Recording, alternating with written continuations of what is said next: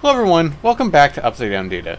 Today I want to talk a little bit about a new indicator I've been working on and some insights it might be able to provide into where Bitcoin might be heading next. If you like the content, remember to subscribe to the channel, give the video a like, and follow us on Twitter where we put out regular updates about our risk indicators and more.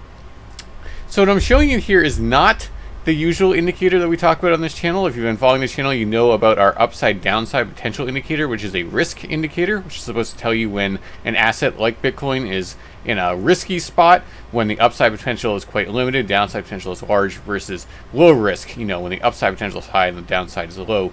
This new indicator I've been working on, which I'm so far calling the momentum bias indicator, not sure if I'm going to stick with that name, but that's just what I'm calling it for now.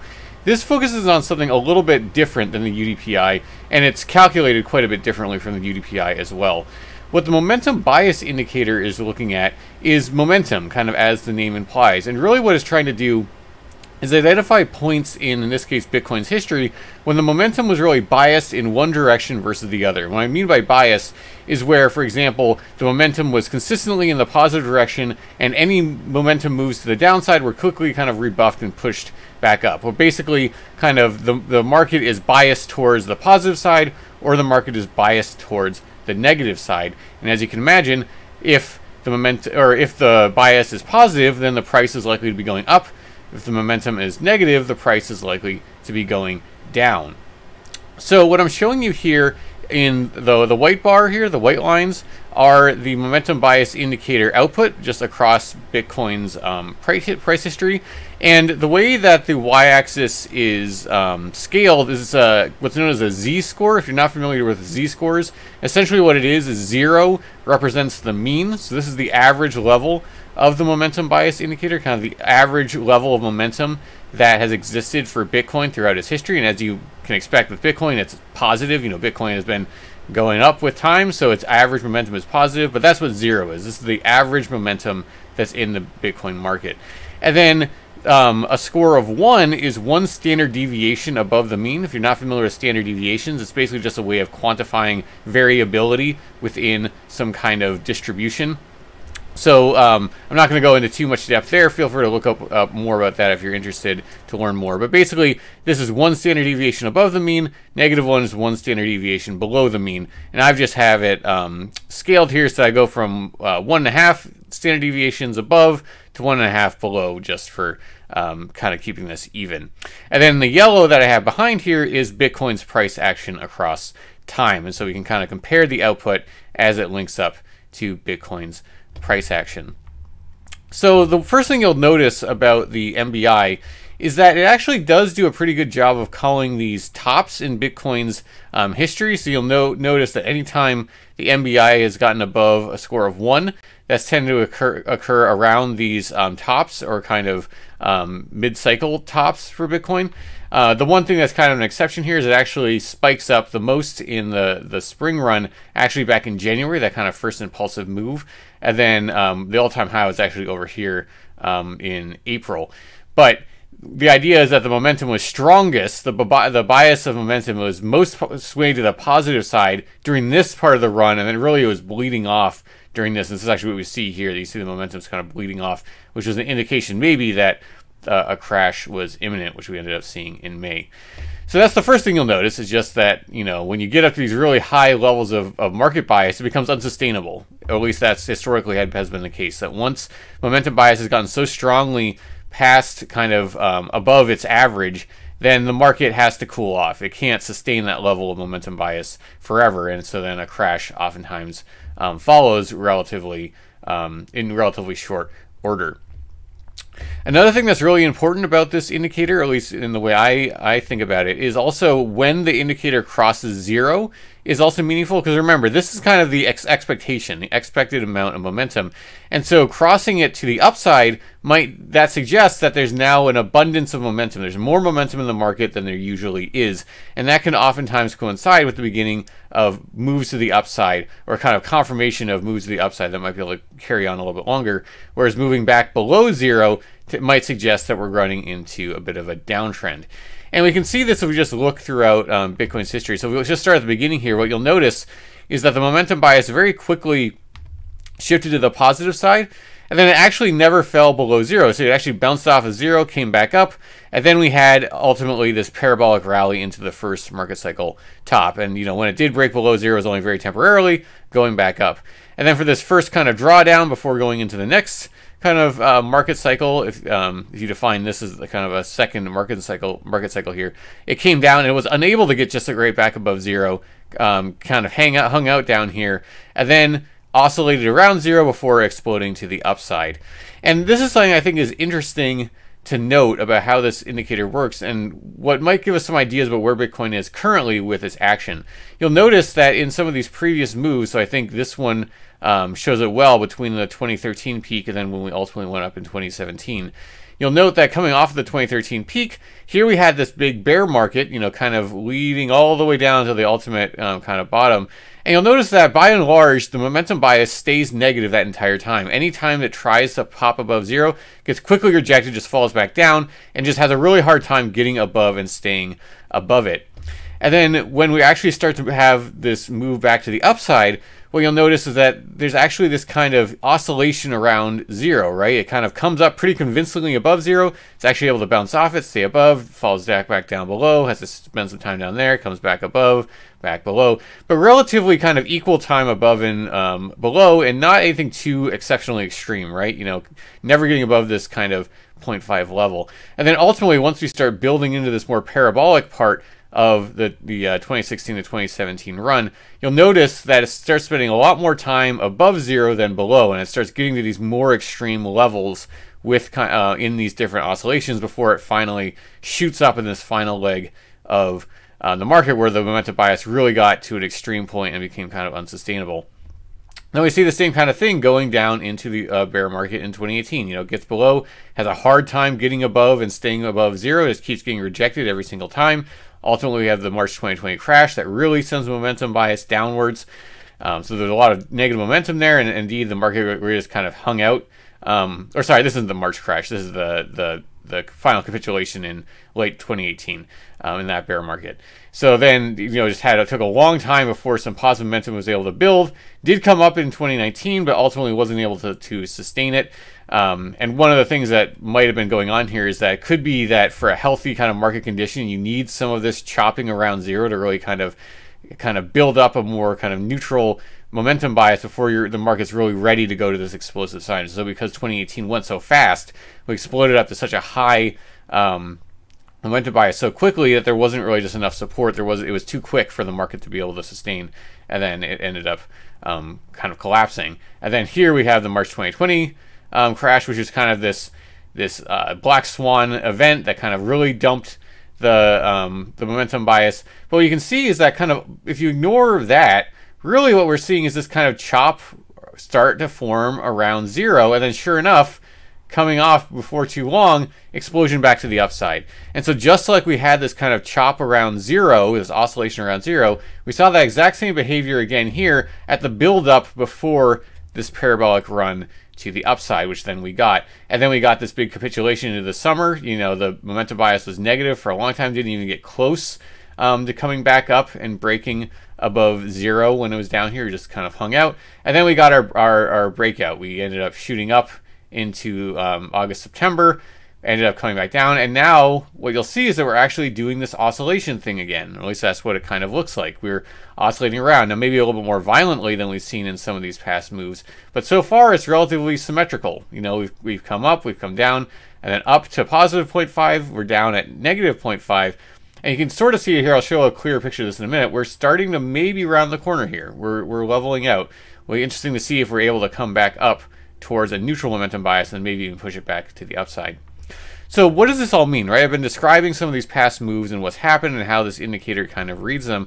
What does this mean about where Bitcoin is right now? Well, one thing you can look at when you look at the price action, we're still going up, and you look at the price action here, if one wanted to make some very questionable guesses about the future, which, obviously one should not take too seriously because any kind of short-term prediction is not going to be, who knows what's going to happen in the future. It's always a little bit questionable to be trying to read too much into it. But one thing that is interesting to look at, I think, and just compared to past moves, is you look at this kind of equal oscillation around zero, it's the kind of thing we've seen before towards the beginning of these big bull runs, these big runs that we have seen. And now, could that mean that we're doing the kind of the same thing we've done back here, where we kind of, you know, when you look back at these moves, it kind of is these rabbit hills where it goes up, then it goes down in the price action, up, then down, up, then down, up, then down, but then ultimately the price is appreciating across time, leading to an ultimate parabolic rally. Here, the price is still appreciating. You know, we're still above the low that we put in September, and so if price is able to reverse, I would expect the momentum bias to also start to be able to go with it. And actually, even if we just kind of hold support here for a while, this could actually start rolling the corner potentially and start moving back to the upside. You know, really this is capturing the bias to the downside. And if there isn't really any bias to the downside, if we're just holding support, I would expect this to start, you know, moving back up again. It'll be interesting to watch this and see what happens. And if we do end up getting some of this, more of this oscillation, it might mean that where we are right now could be not too dissimilar from where we've been in the past in some of these points back here. Now again, that's not to say that has to be the case, right? And so it's also important to lay out the opposite case. So that would be the bullish case, that, you know, it's been typical in the market so far that at the beginning of these bull runs, when you're going up in price, that corrections do happen, there's volatility, and then you see this kind of behavior in terms of momentum bias. But let's think about what the bearish case could be. You know, what could we see on this indicator that would suggest a more bearish outcome, that we could reject this more bullish possibility that I've just suggested there? Well, one of the things that I would be looking for personally is for this momentum bias to break this flattening out that it's doing right now and fall a lot further down to the downside. And really the reason I say that is when we see these really major kind of drops to the downside, that tends to be around where at best you're going to get kind of sideways action, but more likely you're just going to start seeing downwards movement, you know, like this kind of thing right here, you know, this kind of thing right here, or, you know, going into the summer as well. But of course, the good news is that we didn't capitulate as hard as we did going into the summer. But that would be another thing that to look for. You know, if we do end up capitulating that deeply, like we did in the summer, we could be seeing another downtrend. And would it last as long as the summer? Who knows? Would it last longer than the summer? Who knows? But I think it would be fair to say at that point, it might be reasonable to expect more downwards movement. That it might be hard to really overcome that degree of negative momentum bias. Might require a lot of work potentially. The other thing that would be bearish, in my opinion, is even if we do round the corner and we come back up, but then we get rejected off of zero, I think that would be a problem as well. And we've seen that in the past with downtrends, right? When a downtrend is kind of forming, we see that anytime the momentum bias gets into the positive, just immediately gets rejected down and just kind of bounces back down. You really don't see this appreciation in price until you get this more even oscillation around zero, or even a little bit more favoring the upside. You know, same kind of here in 2018, where every single time it got up towards zero, just kept getting rejected till this final capitulation at the end of 2018, before going in and putting in this kind of relief rally of sorts in 2019, before showing that same kind of behavior. You know, coming back down, getting rejected off of zero. You know, ultimately with March 2020 getting really rejected down, then starting this more even oscillation to go back up. So those are the things that I'm looking for. I think the bullish thing and the bullish confirmation would be for this to round the corner, cross zero, and convincingly do so. You know, start getting well up into these higher points here, be able to spend a lot more time in the positives. That would be really kind of a confirmation of the upside. And most likely by then the price will be falling as well. It's unlikely that it could really get to that much of a positive momentum bias without us seeing some favorable price action as well. But that would be what I'd see as really confirmation of it. And what I would see as confirmation of likely downtrend is either a major capitulation down into these levels here, we get a really strong negative momentum, or a rejection off of zero. If we are coming back up and then reject off of it, I would expect that to coincide with likely a downtrend, or at best just sideways movement for a while. Now again, those are just kind of short-term speculations of things that we could look for. I think for the longer term, you know, it's harder to say if this would be necessarily the beginning of, you know, this kind of bear market or this kind of bear market versus something that, you know, even if the bearish cases play out versus just something like the summer, which isn't especially long. But it just does, I think it just gives us another data point to look at, right? That we have this other thing we can look at in terms of just what the momentum in the market's doing. That might give us some indication of where the market might be going in a not too distant future. And what I really hope is going to happen, and we'll get confirmation in a while if it does happen, I really hope, of course, and it's definitely possible, that we're really in this kind of a phase of the market right now, where we just had this kind of downtrend period, and now the market's getting its feet back under it. There's volatility at the start, like there usually is with these kind of a thing, but then it could be that we'll explode off of that. Now, Who knows, right? That's all speculation. We'll have to wait and see. But it is certainly possible given what this has said. This has not yet printed a sign that is just clearly bearish, in my opinion. It could kind of potentially go either way, and we'll have to watch it and see what happens. Now, I want to talk about another couple little things in this video. So another thing I just want to show you is just another way of visualizing what I was showing you before. So here, what I've done, and you're familiar with this sort of graph if you've seen our UDPI videos, but I've kind of, the meaning of this is different. So this is not a risk chart by any means, so don't interpret it that way. So what I have is the price of Bitcoin plotted over here on the y-axis, and then what I've done is I've actually color-coded each day, which is each dot here, to the level of the momentum bias indicator. And here I've just done it on the range that's actually existed on that scale. So you'll notice it goes from -1 to 1.5. You know, that just happens to be about the general range that it's traversed. You know, it's tended, the bigger kind of bubbles of bias tend to happen in the positive side rather than the negative side. So that's why this is as it is. But I think it's just kind of a nice visualization, because you can see that when the momentum is building, you'll get these spurts of green going into yellow, green down maybe a little bit below zero, and then an explosion of just solid green into this parabolic move that is a blow off top. Come down, you might see some red afterwards. Get some green, you'll get some yellow. You know, you kind of just building, the market's just kind of building up, and then another big parabolic run. Then you have to come down, and then the momentum bias has to flip down, flips back up to these runs of green. And then really with those bear markets that I was talking about, what you see is just a sea of kind of orange and red and maybe little hints of yellow, but you don't see a lot of green in here, right? That doesn't really happen in a bear market. But then as we kind of flip around, you might see little hints of green and kind of this oscillation between hints of green, a little bit of orange, hints of green, yellow, orange, you know, kind of going until you finally get to these points where you're really convincingly putting in these green moves that are going to move to the upside. Again, then you see this grinding down, this negative momentum bias. It's really pulling price down with it, down to this capitulation, up into green, you know, so on and so forth. And what we're seeing right now is potentially something like we're seeing right here, where we're kind of going, you know, yellow, orange, green, yellow, orange, which is sort of what we saw here, you know, orange, yellow, green, yellow, orange, yellow, green, yellow, orange, so on and so forth, which maybe could be the building of that.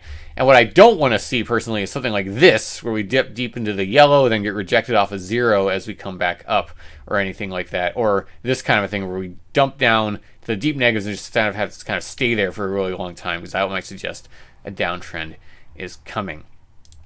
Now, just to show you a bit more of a zoomed in picture of what we're just looking at here, now what I've done is I've just zoomed in to really kind of coming into the end of the 2020 to 2021 bull run, you know, kind of into the spring, down into the summer, just showing you the price there and just overlapping the momentum bias indicator output over that same time period. Note that here this is going from 1 standard deviation above. I went all the way down to -1.2 just to fit this the price in here a little bit better, but really 1, and then we've only kind of ranged to -1, a little above and below in that kind of time period. And what you can see if you look at a shorter time period is that the MVI also can give you some indications beyond just that super macro scale that we're looking at before. It can also give you an idea of when the momentum is kind of bleeding out of the market. And we really saw this clearly after this January kind of local top, right? This is when actually the MVI was highest during this bull run. And then what you can see is that for every run after that, the momentum is just bleeding off. And where it got really kind of bearish, and this would have been a very bearish indication at the time, it flips below zero and it comes up here and gets rejected off of zero. It can't push above that here in May. And that, of course, then led to this big crash that we saw. And I think if you were looking at this at the time, you know, this is not a good thing to see. This is not something you want to see. And that's why I do not want to see that again. I don't want to see us come back up here and get rejected off of zero, because that can lead to really negative things, historically speaking. And then it kind of stayed down in the deep negatives for a while, you know, down between -1 and -0.5 until we got this big rally coming out of the summer, which finally flipped it positive. But again, you'll notice that there's kind of this bearish divergence that formed. That as price was moving up slowly, the momentum bias was grinding down slowly, which suggested that the momentum was leaving the market. And we kind of got confirmation of that again here when we flipped below zero, got rejected off of it into that kind of ultimate capitulation back in September before we were able to reverse course, come back up. And again, another bearish divergence. We were putting in kind of overall appreciating price, but the momentum bias was just dropping, and then we kind of got confirmation of the downtrend right back here before the ultimate flash crash that we saw that really has sent us down to our current levels.